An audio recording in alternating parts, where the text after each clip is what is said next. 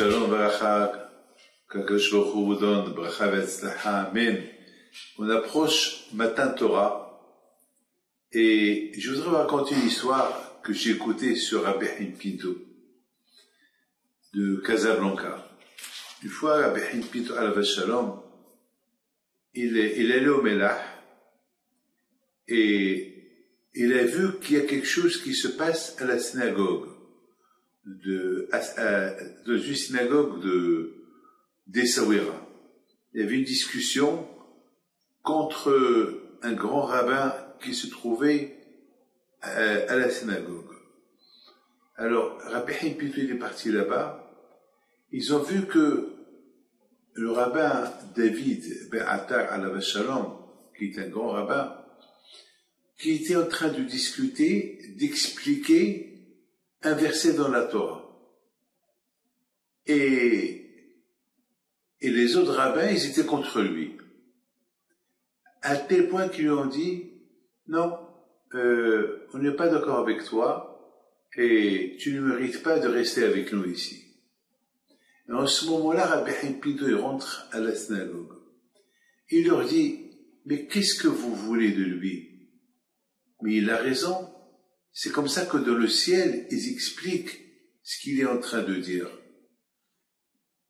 Et il a commencé, Rabbi Haim Pinto, à répéter de quoi ils étaient en train de discuter. Mes amis, c'est de la folie. Comment Rabbi Haim Pinto il sait? Là, Rabbi Haim Pinto, il vient de loin. Il vient de loin. Il rentre en pleine discussion. Et il sait déjà ce qui se dit. Ici, on n'a pas ici des caméras que vous pouvez être au travail et vous avez un téléphone et à travers le téléphone, vous voyez ce qui se passe chez vous à la maison. Là, on parle d'une histoire qui s'est passée il y a 100 ans. Il n'y avait rien du tout. Il n'y avait même pas le téléphone. De là, mes amis, vous voyez la grandeur de Rabbi Haim Pinto. Qu'il est venu défendre un rabbin, qu'il avait raison, ce qu'il était en train de dire. Mes amis, ça c'est quelque chose de magnifique. Vous savez, hier soir, j'étais invité quelque part. Il y avait la Goya. La Goya, elle pleurait. Elle pleurait. Et au même moment, il y avait un bébé qui est tombé. Un bébé qui est tombé. Alors, moi, de ma tête, j'ai dit, peut-être cette Goya-là, elle pleure parce que son bébé, il est malade. Alors, je lui ai dit, Madame, votre bébé, il est malade? Elle me dit, oui, comment vous savez? Je lui dis, non, je sais pas. Le bon Dieu, il nous parle avec des signes. Vous êtes pas juif, vous êtes gentil, vous travaillez chez la famille telle et telle, et vous voulez partir de cette maison. Non, on m'a dit que vous voulez partir. Pourquoi partir? Pourquoi les quitter? Ils sont gentils avec vous. Elle me regarde. Elle me dit, alors je quitte pas la maison. Regardez comment Akash parfois il fait les choses, comment sauver quelqu'un d'autre. Et vous savez, c'est Bila Shamaim, c'est Akadosh Baruch Hu. Les amis, on se prépare pour Matan Torah. Est-ce que on sait qu'est-ce qui peut nous arriver? On ne sait pas ce qui peut nous arriver. Une seule chose on sait, que la Torah elle protège. Et puis sur la Torah on est protégé. C'est tout. Alors Akash nous a donné comme une protection. Hachem nous a donné comme un garde-corps. Un garde-corps qui s'appelle Torah. La Torah Magina Matsuri. La Torah, elle protège.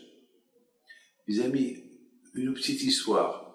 On a été arrêté par la police parce que le chauffeur, il roulait très vite. On a été arrêté par la police. La police, elle nous arrête. Et moi, j'ai commencé à dire, Hachem, il y a la Torah. Pourquoi ce monsieur fait vite? Il fait vite parce que il est fou. Il faut pas qu'il va vite. Mais c'est pas que je dis que moi, en tant que rabbin, je vais avoir la honte pour la Torah. C'est le fait qu'il nous arrête pas. Ah non, il nous a fait comme ça, à côté, de se mettre à côté. On se met à côté. Il m'a regardé. Il dit au chauffeur, va-t'en. sans raison, sans rien, sans papier, sans rien. Quand je vois où il est toujours, que Hachem protège. C'est Matan Torah. Lorsqu'on a la Torah dans les mains, et on veut l'accepter, Hachem veut la donner.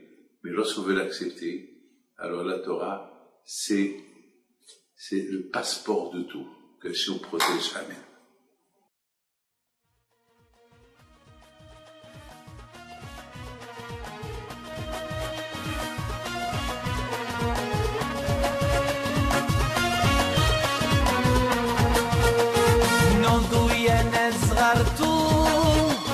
على ربيع حيم بنتو وقف لنا زي خو